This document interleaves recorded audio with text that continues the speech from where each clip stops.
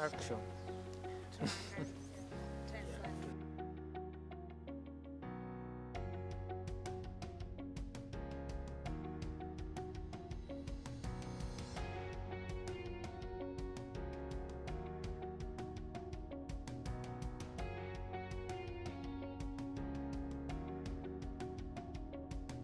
Okay, welcome back to this YouTube channel. Welcome back to our show, A Day in the Life series, and yet again we have this rare opportunity of hosting this special guest. Yes. Karibu sana to the show.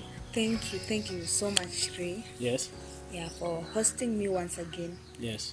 Yeah. What is your name? And to tell us a little bit about yourself. Yes, here we go. My name is Marlene Atoi Papo. I'm a very young girl of 21 years of age. Yes. I come from a village in Bungoma County, Yes. known as Namahele village. And You come from Namahele village Yes. in Bungoma County. And can you tell us a little bit about your family? my family. I'm the only girl in Yes. my family. I'm a firstborn. Yes. And I come from a family of 3. I have 3 siblings. Both of them are, they're learning. They're still learning in school. Yes. Yeah. Okay, your siblings are still in school and you are the first one. Yeah. I can assume that. Okay, now can you tell us a little bit about your education life? When did you start learning?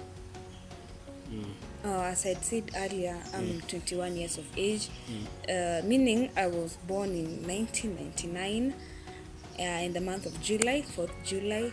Yes. And I did my KCP in the year 2012 in a school in Western Kenya in Mumias known as St. Mary's Girls. Yes. From there, I passed my exams and I managed to join Lugulu Girls where I did my KCSE in the year 2016. I also did pass my exams and by the grace of God, I managed to join campus. And currently, I'm in Alupe University. It is a constituent of Moi University. Yes. In Busia, at the border, at the extreme end of this nation. And I'm pursuing something known as medical psychology. Yes. This is a course that deals with mental issues, things with the brain, and counseling, and what have you. So that is what I'm doing currently. I'm in my last year, my 4th year. Yes.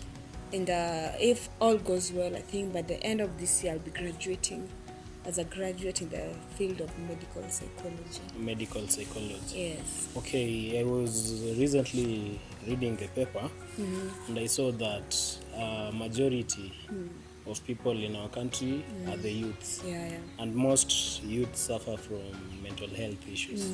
So what can you talk about mental health issues in relation to the youth? Yeah, so you find we are living in a generation where people are not free with each other. They're not free with their parents, with those around them, just to talk about how they're feeling, how they're faring on. And in most cases, someone will say, I'm feeling a headache, my body is aching. Such kind of a person will be taken care of very fast. But when someone is out there complaining that today I don't feel like talking, I don't feel like doing this, we assume and tell them yo ni shida yako. So you find we neglect our mental health, and for you to say you're healthy, it begins with your mental issues. If you cannot freely express yourself, if you cannot comfortably tell us how you're faring on, how you're doing, then it means you're not okay mentally. We don't have to see you in the street walking around picking up things or shouting things out so that we can tell that you're not okay mentally. You can be very quiet, but you're having so much things at hand. That's why you find very young people decide to commit suicide.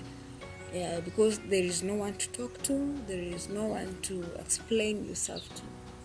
And there's the recent case of the young campus student We saw it. killed he cleared his family. So that's a mental health issue. Definitely such kind of a person is supposed to be taken to a psychiatrist for some mental evaluation, because you cannot just wake up in the morning and clear out everyone in your family. It means there is a problem somewhere and there is a gap somewhere that needs to be worked on. Definitely we relate that with some mental issues at hand.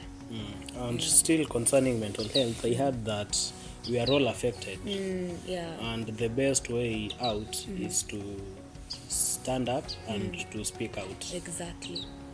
And what can you add on that? Speaking out is the first thing. There is no that medication that you may be given that take this. Of course, we have medicines which psychiatrists prescribe, but the first remedy is talk therapy, finding someone to talk to. And that's where you find our counterparts on the other side, the other gender, the male gender. They are the ones who play victim of all this, because they are not free enough to open up, they're not free enough to talk about their issues compared to us girls. What I've learned so far in the field that I am in, talking alone is a therapy.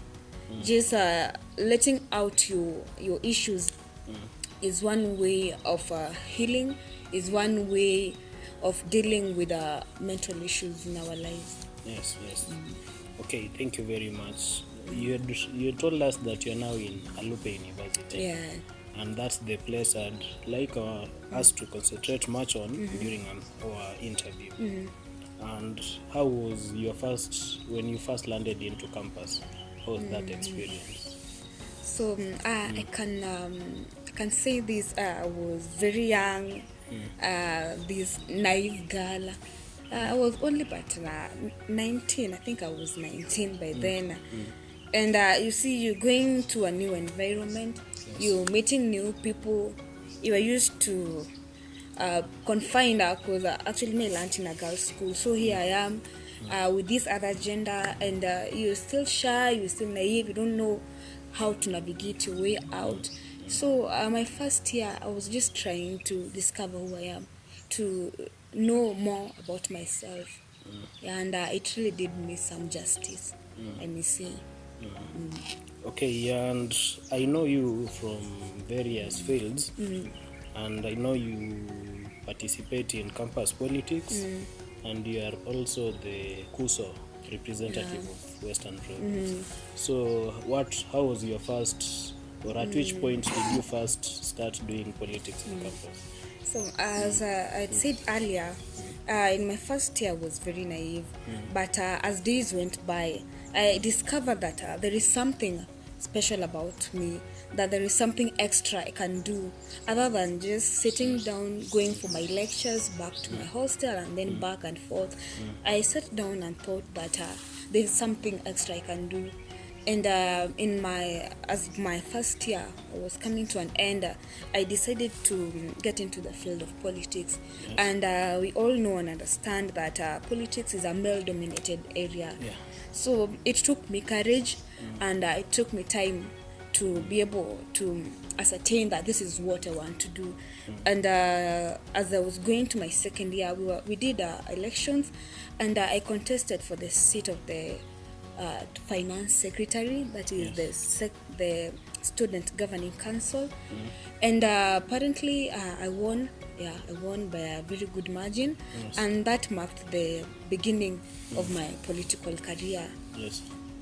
Then from there I worked in that office for a year.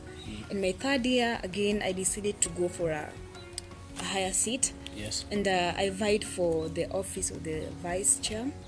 And it all went well, and I became the vice chair till recently.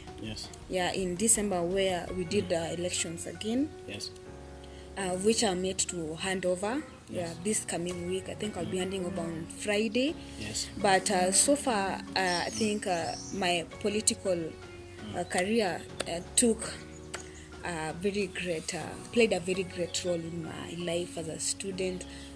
Yeah, and I learned so much. It wasn't easy. Yes. Of course, there was a time I could find myself, like the last time I was in office, I was the only lady among the 6 gents in the governing council, and I trying to voice out my ideas and my concern. At times, there was a push here and there, but it took me the strength to be able to stand out and fight for the rights of my fellow comrades. Okay, and you definitely experienced some challenges. Exactly. Because campus politics is somehow associated with goonship and things of the sort. So how can you tell us your challenges or the challenges you faced and how you overcame them? Yeah. First of all, being a lady, it wasn't that easy. Yes. Because you try and speak out, but someone be like, "What are you saying?" You just keep quiet. You don't have a big role to play here. So there were those times I could be silenced. You find even in your department, trying to get resources to be able to run your activities here and there, it becomes a challenge. Yes. So that is one challenge that I majorly experienced. There was a push here and there. You're trying to do this, but someone will be like, "No, my idea is better than yours. Let us do this." But I stood firm.